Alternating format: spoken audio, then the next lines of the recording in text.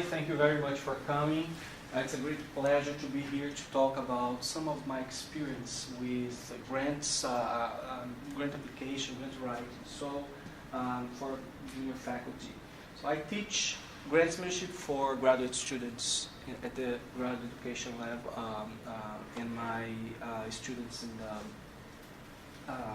the Davis College of Agriculture. So I'll be giving you guys an idea about what reviewers are really looking at into the grant proposals, an overview about the process of how you apply as well. Okay, so you guys are junior faculty, I imagine, right? So it's still tenuring. Okay, so we can discuss a little bit about this process. So first of all, why grantsmanship? Why is grantsmanship so important? Well, first, it's an element of academic and tenure promotion, right? So you will be always asking about how much you have been awarded to carry your tasks, academic tasks in teaching, in research, and in extension or community services. And one of the key elements is that if you attain funding for your external funding for your activities, it's really one way that people can judge that you have really an excellence in your academic research or academic activities. But as the other side is also a fact of life that only a small proportion of those grant applications will be funded. And right now, on national agencies, depending on the program, but usually 15%, it's a common figure, 15% of the applications are actually funded. So 1 in 6, 1 in 7, it's quite tough right now. So we have to maximize our chances of getting funded. And the way that we do that is actually by applying techniques that will improve, that will get your idea more prone to be funded. So will be picked by the reviewers. So just for us to get into the jargon of grant application, so what is a grant? A grant can be defined as a cooperative agreement of being a monetary award funded by the grantor to a grantee to reach a specific goal, being research, teaching, or community service. So a grant proposal is actually a written request to ask funds to perform those specific tasks. So remember, always have in mind that what you are asking is funds to perform something. As I said, research, education, extension, community services, but you can also do dual or even multiple purpose. So sometimes those grants, if this is the specific request of the program, strengthen your proposal. And you can request funds for what? Seed money to start a proposal or a line of research, a fellowship, conference, travel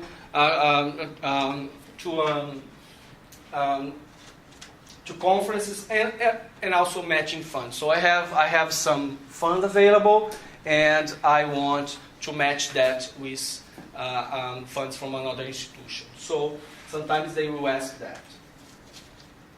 So why do donors give up money? So because they have, it's also very important to keep this in mind, they have specific missions and goals to accomplish. We then want to partnership to make their mission, their goals being fulfilled. So the grantee is a partner with the grant institution to reach common goals, and you are the one as a principal investigator or principal element of this grant,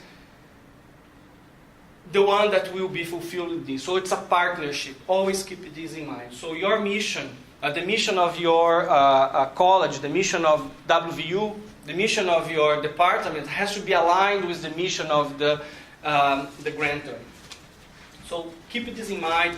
Read the missions. So many people forget that. Go to your division, check what's the mission of your division, your college, WVU, align this with the mission of the donor. This will strengthen your proposal a great deal. So we can define briefly grantsmanship being the art of acquiring peer-reviewed funding. So actually grantsmanship is actually the marketing of your idea.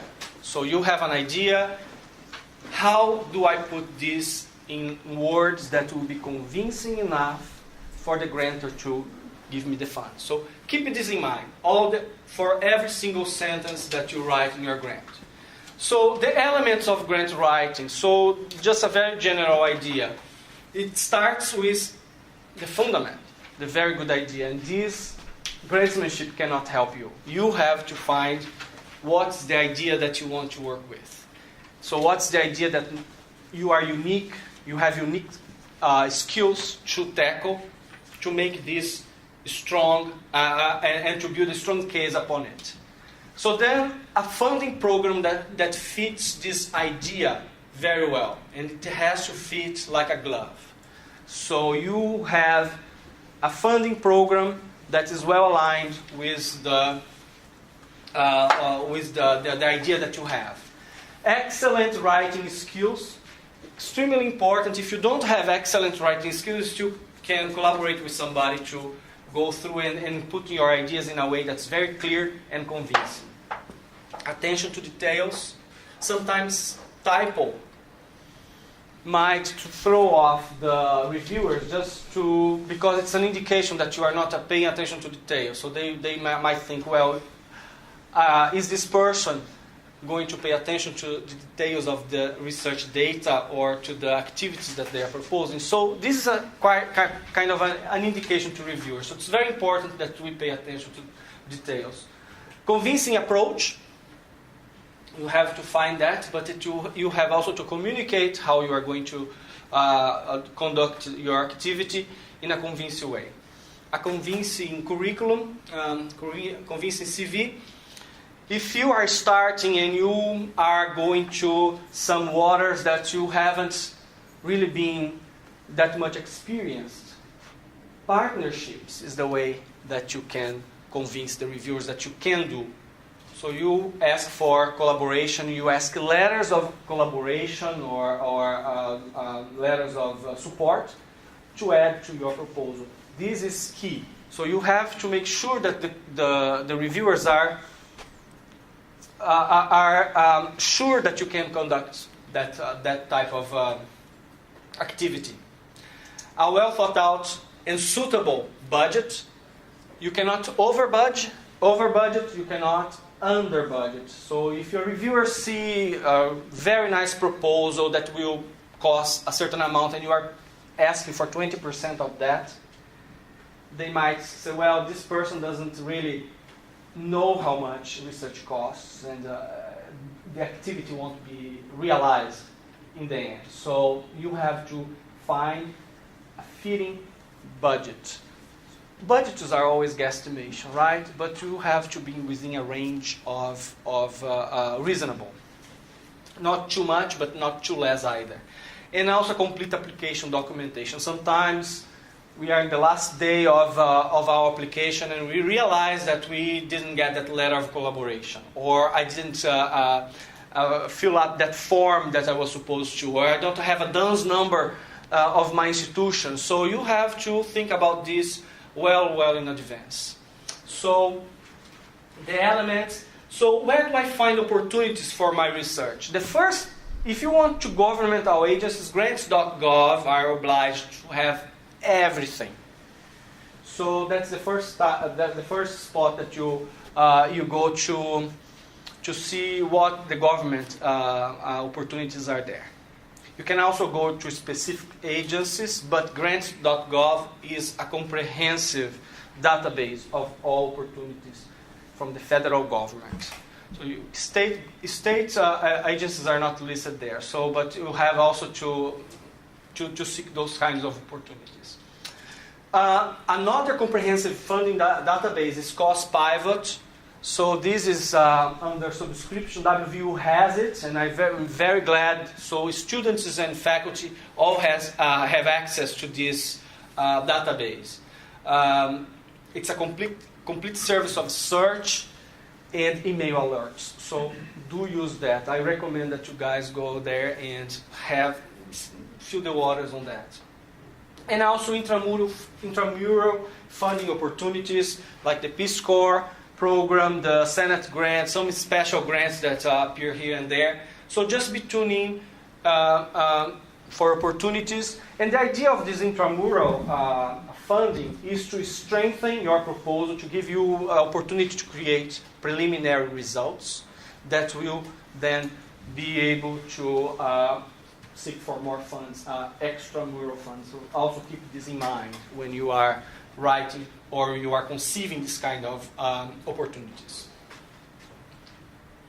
So what do I have to write in a research proposal, for example? And this will vary a little bit for teaching and community service, but in general, you have to have a title that's convincing, so not too long, not too short. You have to convince in the title what you propose to do. It's very important because it's the first marketing strategy, and sometimes the only thing that some reviewers will read, if they are not assigned to your own proposal, that's the only thing that they will read. So they have, the title is a very important, many times oversaw element of your grant. So an abstract, the same thing. Many people, half an hour before submitting, writing their 100-word abstract. Wrong. The abstract many times is the only thing that the reviewers will read too. So you have to put everything in a very concise, very efficient way. An introduction, a rationale that you just have to start convincing a reviewer assigned to your proposal. Why research? Why are you researching this topic? Why is your topic important? Why is your idea important for them to fund? So this has to be aligned again with the mission of the grantor. A lit review. Lit review also very important. Many times what you have to convey there is that you understand the field that you are proposing and you are up to date and you are not missing key citations. Many times it has happened when we are in panels. We read something and say, well, they didn't cite this important author or this important work. So you have to be very familiarized with the field so that you don't really miss those key aspects or key publications to cite.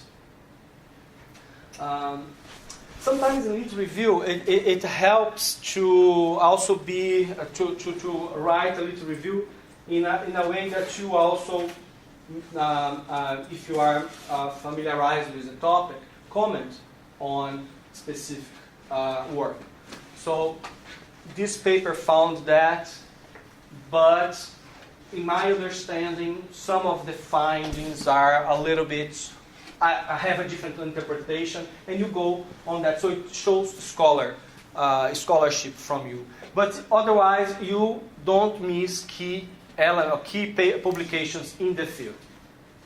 You have to set up general goals and specific aims. So general goals doesn't need to be more than one, and then you have specific aims to reach that goal. In a research proposal, don't go overboard to put 10 specific goals.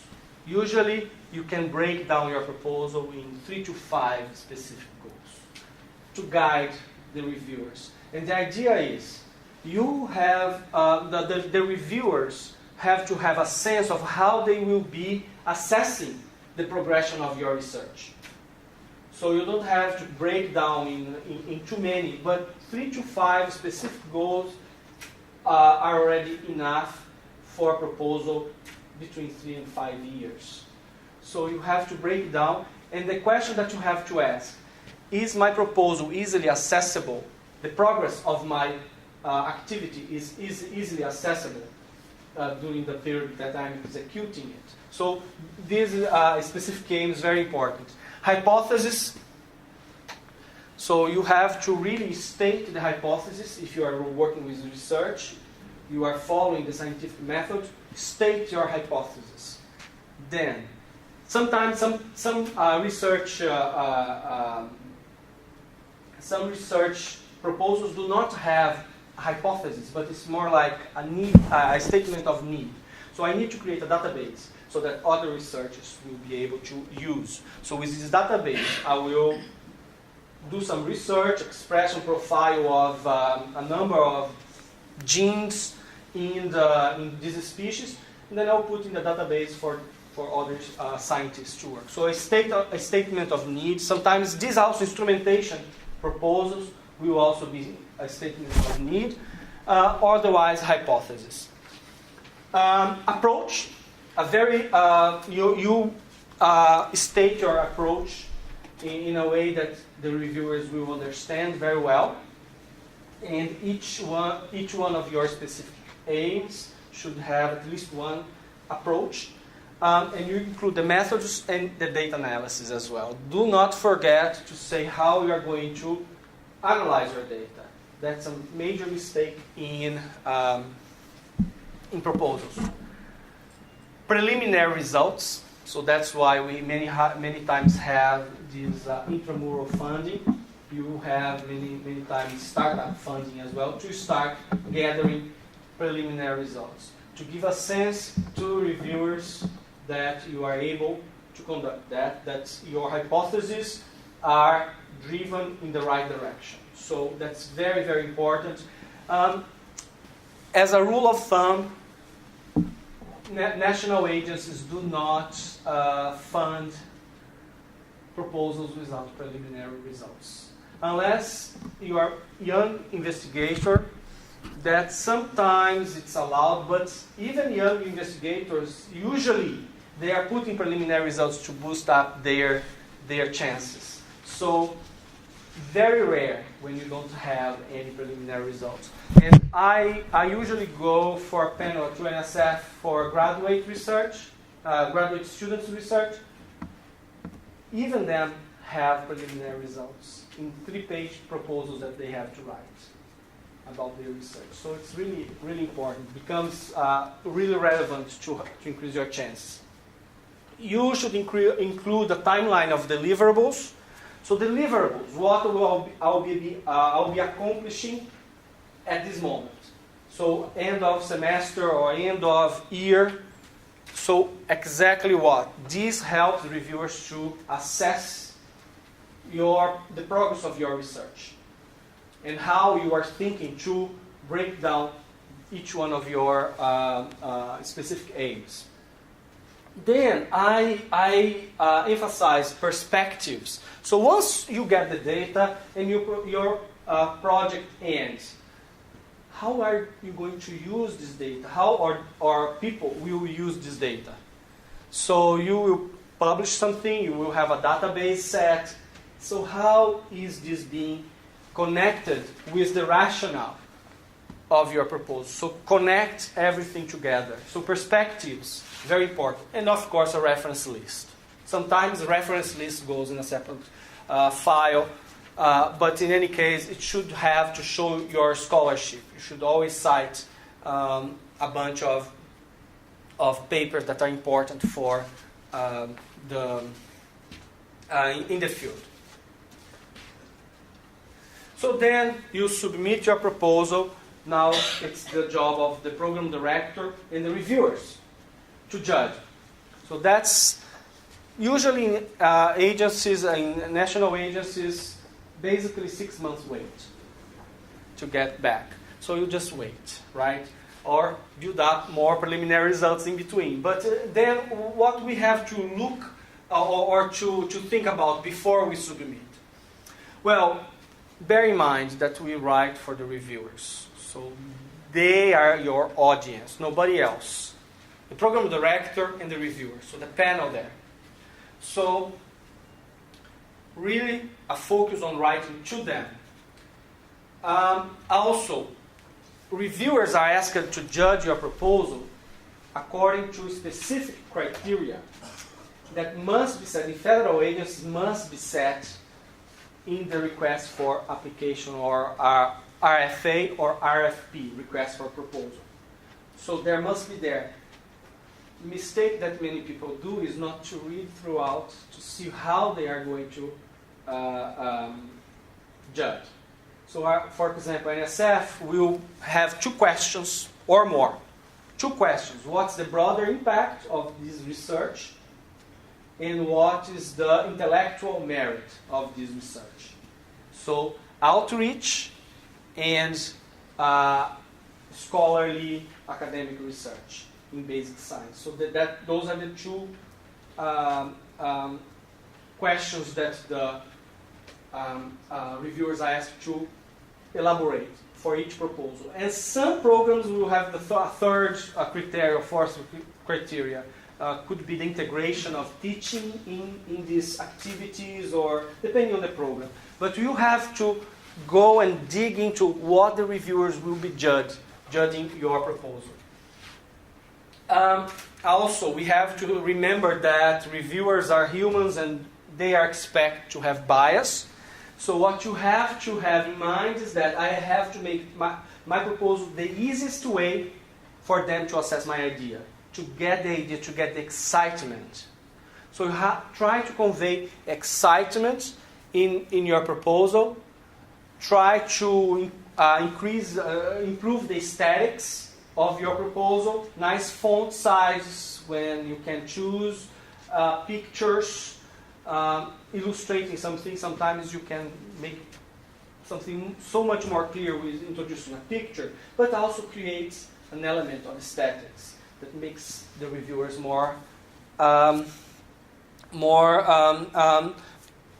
pleasant to read, right?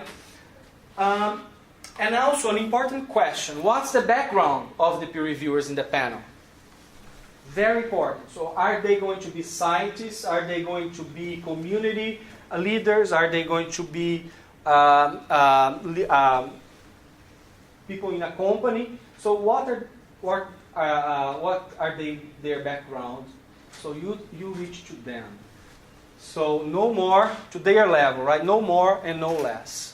So it's very important. In my field, for example, in basic plant sciences, I have to create a balance between writing to somebody who understands very well biology, but may not understand very well the system that I work with. So I have to give them all the background to understand the importance of what I do.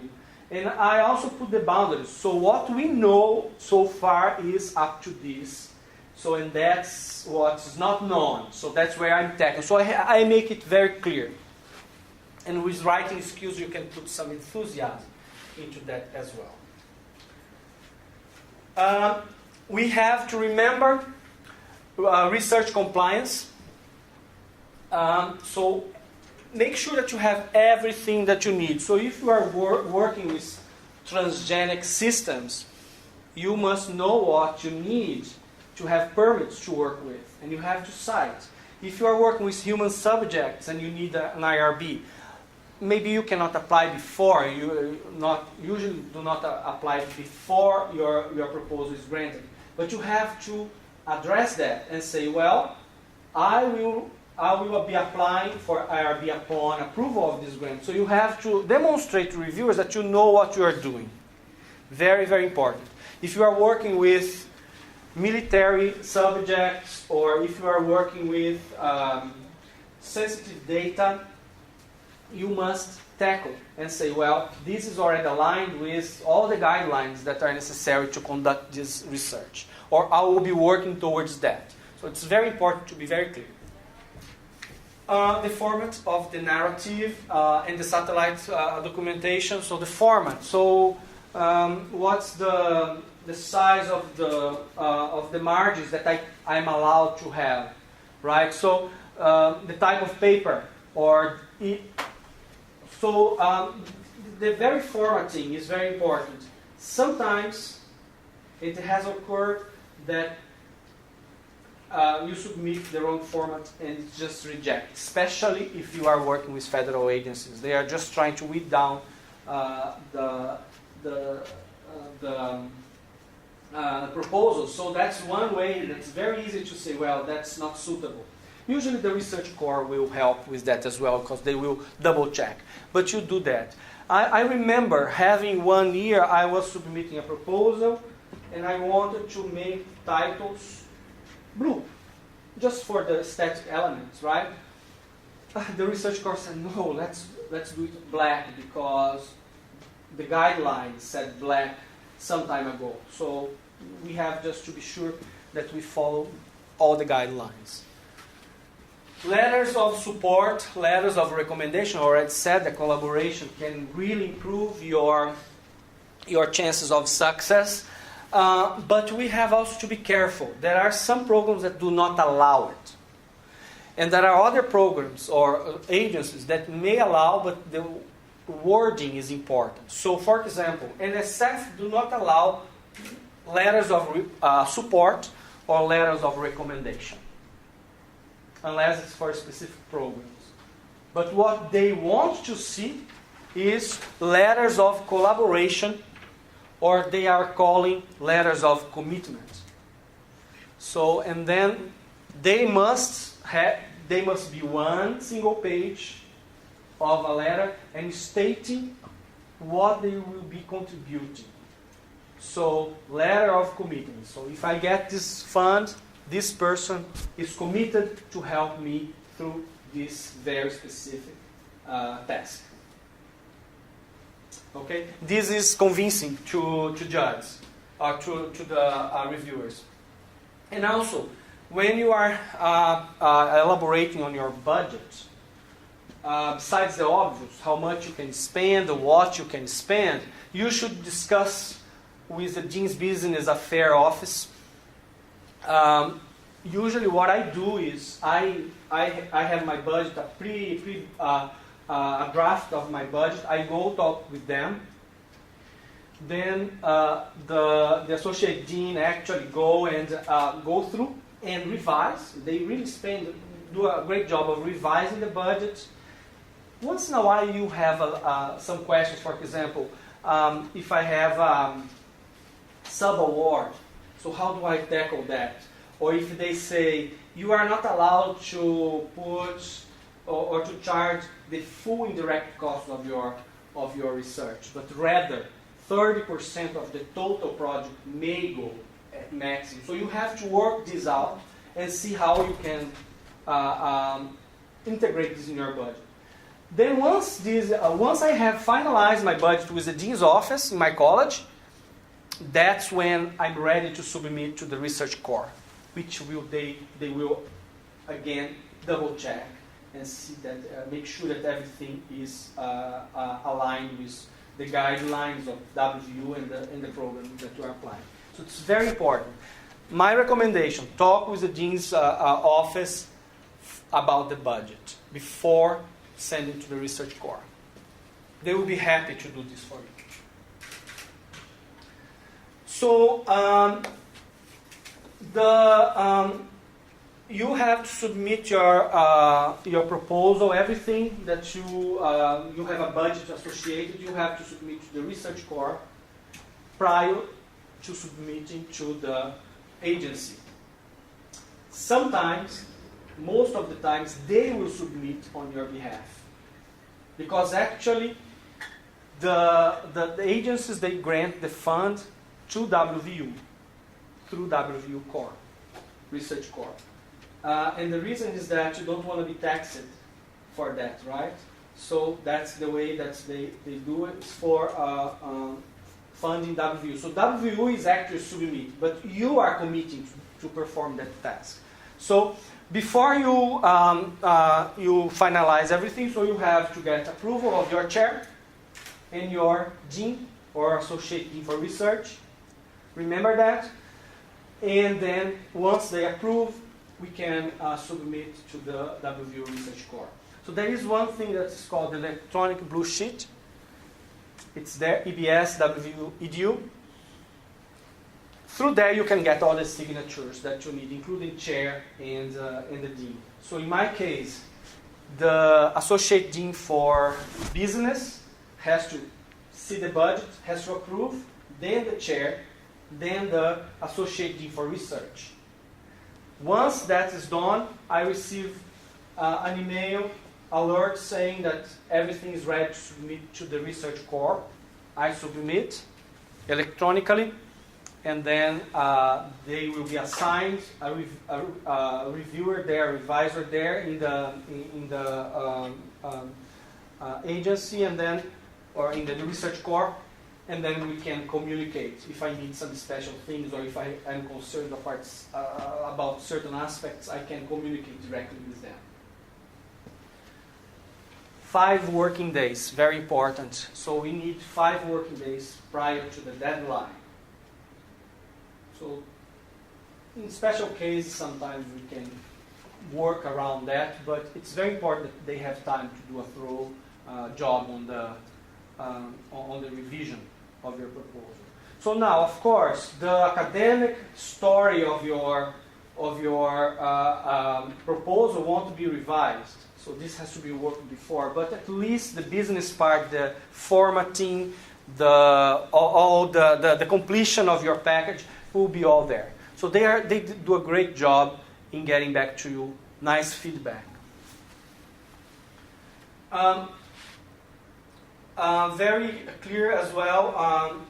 Online submission during the last minute. Be very careful with that. So sometimes the system may be overloaded, becoming less problematic over the years, but it has happened. Internet failed, you are at home and somehow the internet fails and you cannot submit.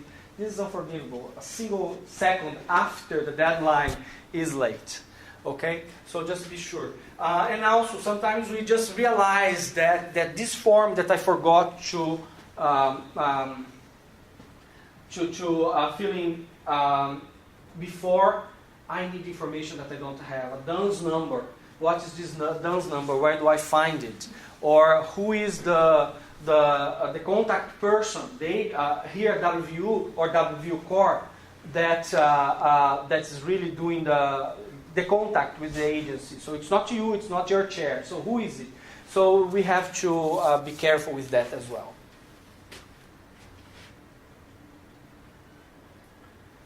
So some techniques that work, we have to choose very carefully your funding program. If you don't want to waste time writing proposals and being declined just because that is not a good fit, right? So you have to choose very carefully what is the funding program that is really well aligned.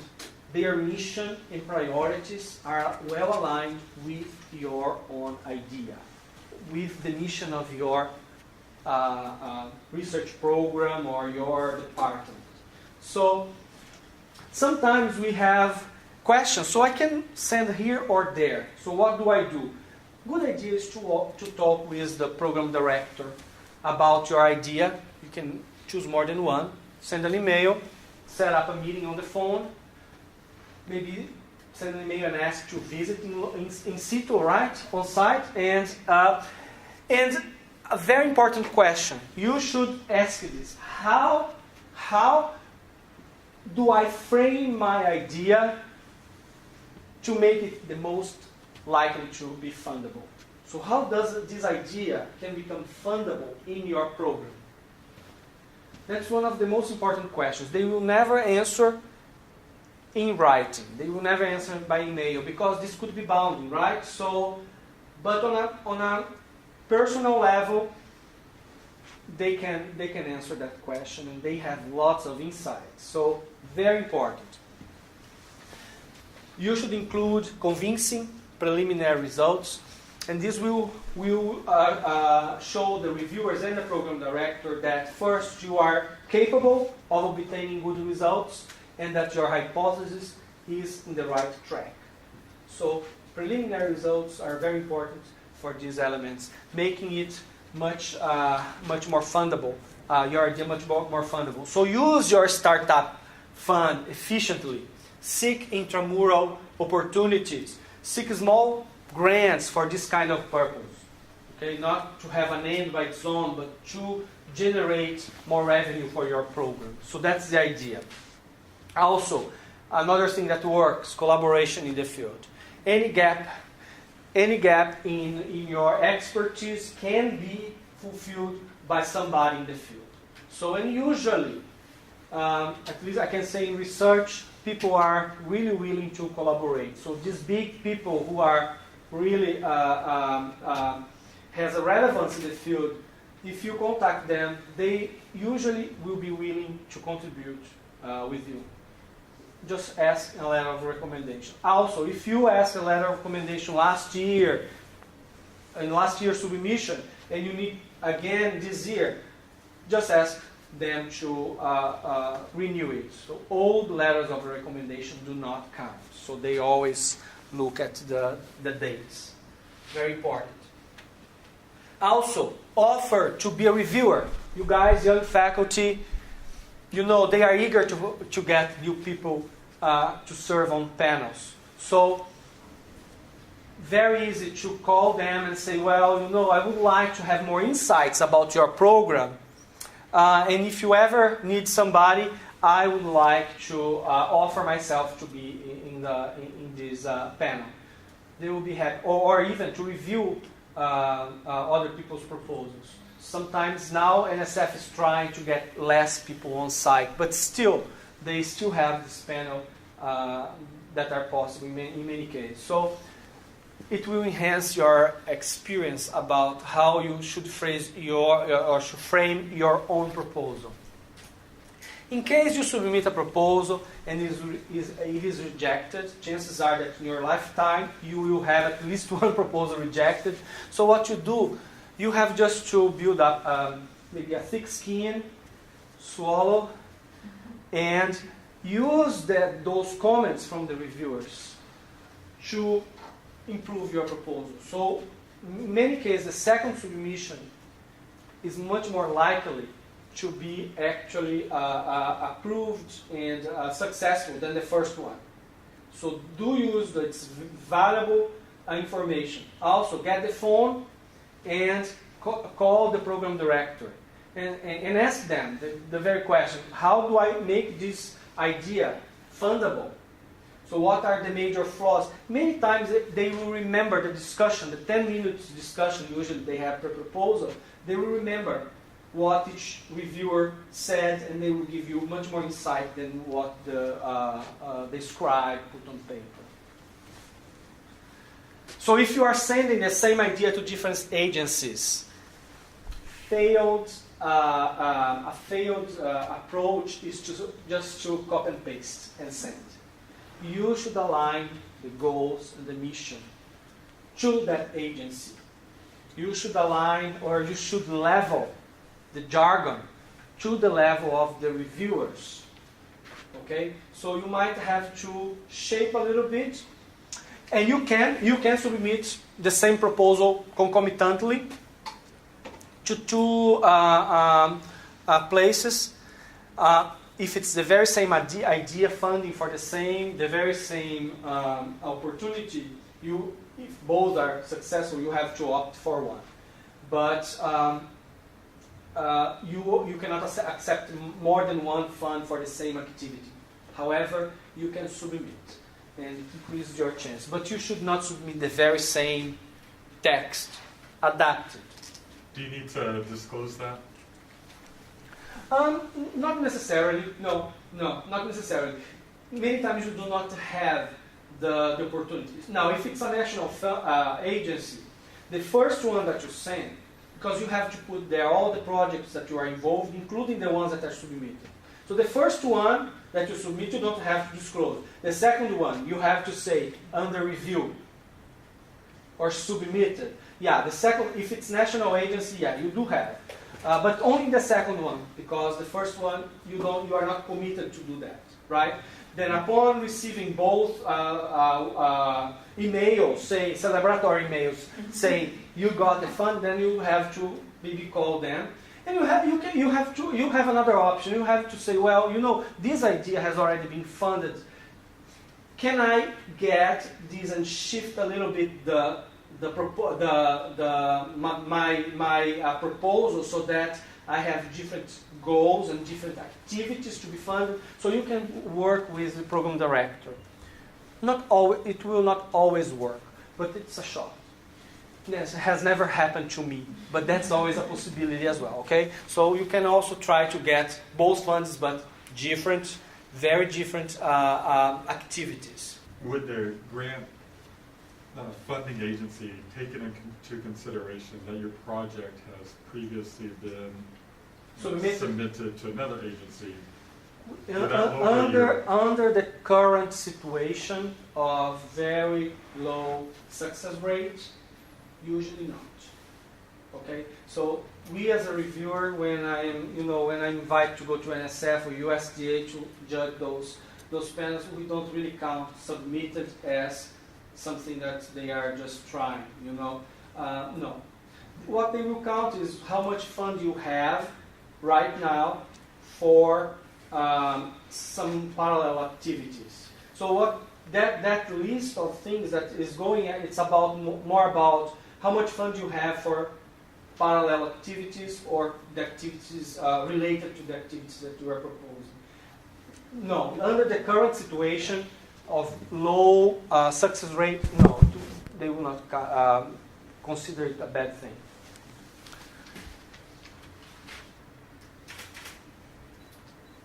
So remarks, have time on your side, be mindful of the deadlines, make your proposal as perfect as you can, including the formatting, polish your documents, aesthetics do matter, the way that you write. Select your referees well if you can propose, and sometimes even in federal agencies, you are able to select some referees, and they will ask, can you indicate to us some possible reviewers of your proposal? You have to, you can select. I have made the option not to. Every time I do that, they send me an email asking if I really could send names of reviewers. So you have to choose people who are willing to have an open mind or will be inclined to judge your proposal favorably. And in the case that I have a huge list of collaborators, so just one paper that I published has more than 100 authors. So this makes the life of the reviewer, the program director, to find the reviewers for my proposal very difficult, because I'm very integrated in the community, so in my field. So what happens is that, so who is not? I know who I never collaborated, so I can indicate. But I know people who would just try to find flaws only, right? So I'll try to find people who are going to be inclined to see my proposal well. Seek perfection. So where to go from here? I have some references. You guys will have access to this slide, and I have some more information after that, but we can stop here and go for questions. So when I have funded or attempted to get funding previously for some projects, I've been advised to sometimes dumb down the budget, so not use the latest and the greatest because of its expense. So an example would be, I was told, like, for a qualitative study, no, you're not going to, don't say you want to use in vivo and all Atlas. Tell them that you want to use Excel spreadsheets because you'll be more likely to be funded. So sometimes I have a hard time with that. I mean, is that sort of like a rule of thumb, is to kind of try to be realistic, like get the job done, but dumb it down? It depends on the field. In my field, if I don't go to the limit of my budget, I can't perform my activity, okay? And this is understood. Molecular biology, that's what I do, legume molecular biology, it's very expensive. So when they say $250,000, if I try to go to 249, 248, usually that's how I have to, because actually it would cost more, but I have to go down a little bit on my objectives to go there. But depending on the field, you might be asked to go halfway or 60% of the ceiling of that budget. The best is to talk with the program director. Best thing. And I have talked with them about that. And sometimes what they tell me, let the project guide your budget. You know? Well, that might be true, but if you are too much off budget or your activity is too expensive, you might lose competitiveness, right? So how much? But you have to be true to your objectives and the cost of your research, right? So maybe instead of going for 3 objectives, go for 2, right? So now if you say, well, Excel will not do what I need, and I need this program, put the program, do not, so you cannot compromise too much quality, right? You can compromise what? How many objectives I have, or how many specific aims I have. You can compromise sometimes time, but quality of your research is something that I would not advise you to compromise. Anybody else?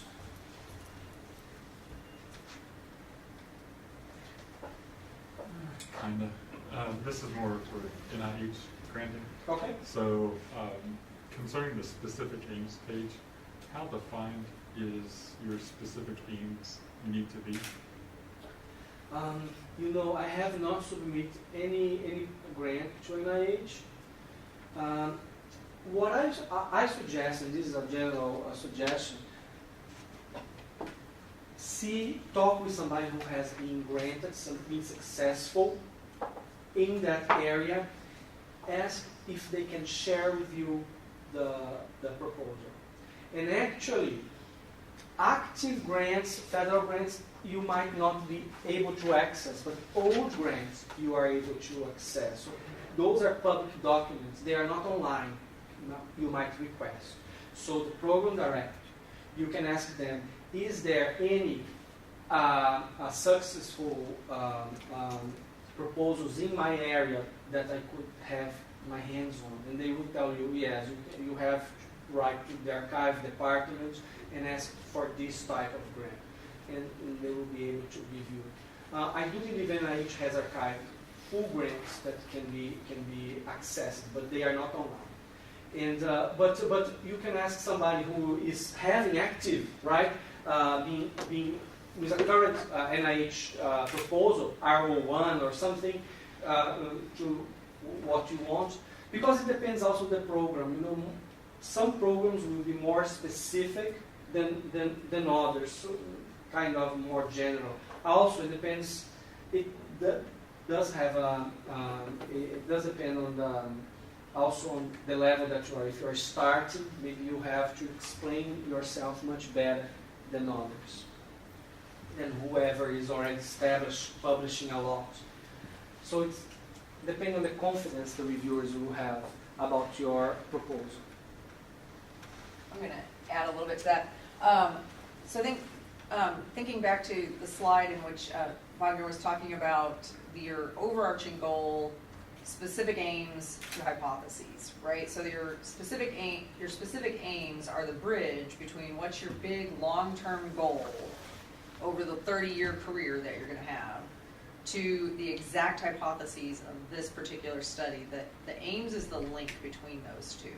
Mm-hmm. So it's fairly specific, but not quite to the level of hypotheses. So if you think about each project would have 3 to 5 specific aims, each aim would have 1 to 2 hypotheses under it. Couple of resources, just to make sure everybody knows, is in June, early June, we do a grant writers workshop. That's a 1-day workshop. And you can get either USDA, NIH, NSF, or like other kind of funding workbooks. Mm-hmm. If you actually submit to multiple agencies, so you're working in NSF and NIH, we'll actually pay the extra for you to have both workbooks. So you can choose a primary workbook, but we will certainly kick in the extra $100 so that you have the second workbook as well. And those are really, really useful. And you probably have colleagues in your department who have gone previously, so certainly prior to June, you can get a copy of their workbook. And then throughout the year, we actually follow that up with a 6-month intensive grant writing program. So if you find the workshop useful in June, you can then apply to work with their grant writer over the next 6 months on a proposal. And that is free to you as researchers. So the department and Vice President for Research Office pick that up. And then we also have professional proposal reviews. So if you get us the proposal a month in advance, we will actually send that out for paid review. Again, at no cost to you, the researcher, so you don't have to have any startup funding or extra funding. So the Vice President for Research Office picks that up. Is that in addition to the 5 working days before? Yes, so that would be 1 full month because the way these reviewers work, right, I think that they need like a month to get it back to you in order for you to actually have any time, right, to take their suggestions into account. We're working on right now, so if anybody has submitted through the EBS system, apparently it's this massive nightmare. I've not had to do it. We are switching to an online submission system that's been in use for about 10 or 15 years at most other places. That should be in place by July 1. That will greatly simplify everything. The absolute piece that needs to be the 5 days and ahead of time is the budget. Because once they approve that, it can't be changed. You can actually submit the rest of your proposal up until the last minute, but you run into the problem in which if this is a common deadline and all of your colleagues at the university choose to do the same thing, right? OSP, the Office Sponsored Programs, is going to go in the order they got them. And if they run out of time, they run out of time. Or if you're missing a DUNS number or you're missing whatever. And so it is a good idea to have the whole thing done 5 days in advance, but you absolutely have to have a budget to them 5 days in advance. And then, the more you have to them, the more they can help you in formatting. And they're not going to help you with the science, right? So the 1 month and ahead of time is to help you with the science. So that would actually be a scientific review, not looking for formatting. Melanie, let me just add to that. So you have the possibility of a month in advance sent to a professional reviewer, pre-reviewer. I recommend 2 months in advance. And the reason is that sometimes you have to make major changes and you have to think about, right? So if you will receive 6 days prior to submission deadline and you have a day to submit, you won't be able to do anything. So I recommend that you use 2 months, and you can still work on your proposal a little bit more, but you have a month to work on the suggestions by the reviewer, the professional reviewer. So that's one thing that I highly recommend you guys to have more time for this kind of comments. Usually they are spot on. They will give the same suggestions that the panel would give. So just be mindful that's a really great resource. Expensive resource to the research corps, yet very much useful. So take advantage of that. From your experience as a reviewer, what are the big red flags in a proposal when you get a proposal? Or I guess the opposite, what makes you really excited when you first read a proposal? Yeah, well, one problem that's recurrent is many times incongruence throughout the proposal. So you say something here, and down there you say something different. And reviewers are very, very sharp on getting that. So that's one. When the science is nice and you have everything in place, sometimes typos or sentences that do not make sense, or indefinite, so you are not being very clear with what you want to say. So this is very important because it gives clues to the reviewers about how careful you are with details. So that's important. The other thing is, I think the most important scientifically is not to define well your hypothesis, your aims, and your approach. So what am I going to do with the data? How am I going to analyze afterwards? Is this going to be useful for the community? what's the next step in your career or in your activity after this grant has finished. So you have to be really clear that integrate your proposal in a bigger picture, but making it very specific and very clear. So I think that would be the major flag. The opposite end, so what makes a proposal stand out, right? So those are proposals that are well communicated, so the idea is well communicated, so they are easy to read. They are in your level of understanding, yet don't have to read twice, three times the sentence to understand. So there is a flow. It makes sense. Counting that the science is well explained and it makes sense, right? But the reading is easy.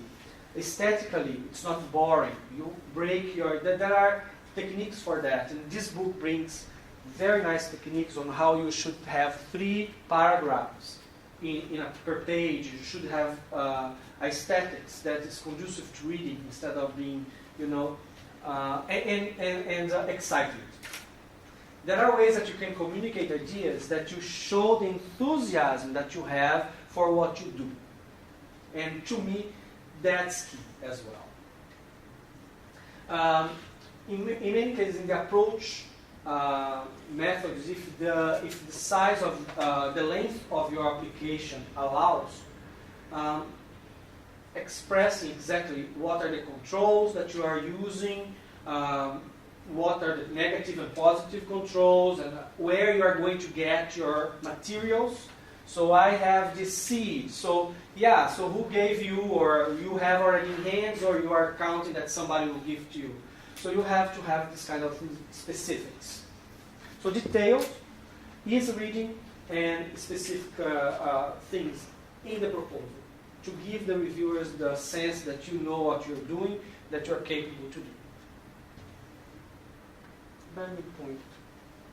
Making sure that your idea aligns with the priorities of the funding agency. Correct. Makes complete sense.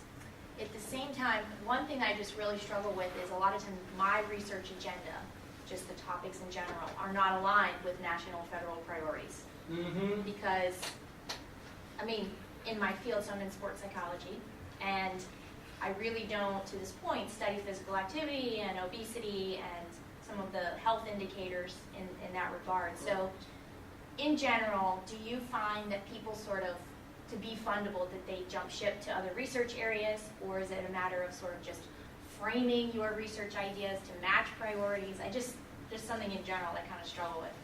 That's a very excellent idea, question actually. Look, we have to think that priorities shift over time, right? So what was not fundable 10 years ago, now it's a boom, right? So 15 years ago, nobody was talking about biofuels. So you wrote biofuels, nobody was going to fund you. Now, boom.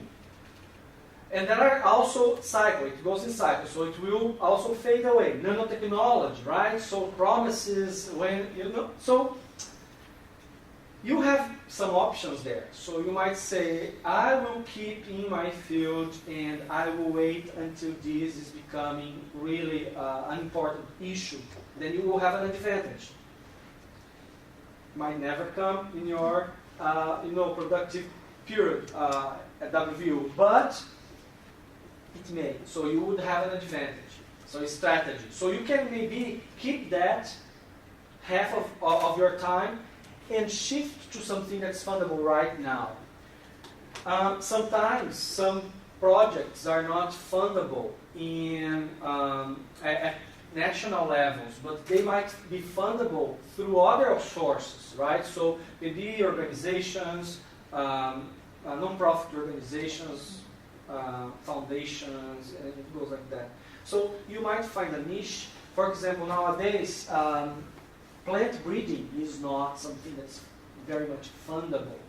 Very little funding for that. So if I want to stay in that, I would have to find other small sources that would, it's never the same size of grants that you would get federally. But it could give you something to keep going. Yeah, but that's a very important thing. It's kind of sometimes a problem. So my research theme is not fundable by the federal agency. So keep low profile and keep going, or you just jump and go to something that's fundable right now. Through, you can do collaborations, and those are, yeah. If you are what is in the in fashion, research-wise or fund-wise, you would have more chances. That's the reality. Well, thank you very much. Thank you Thank everybody for attending. Appreciate it. We'll have these resources available for you online.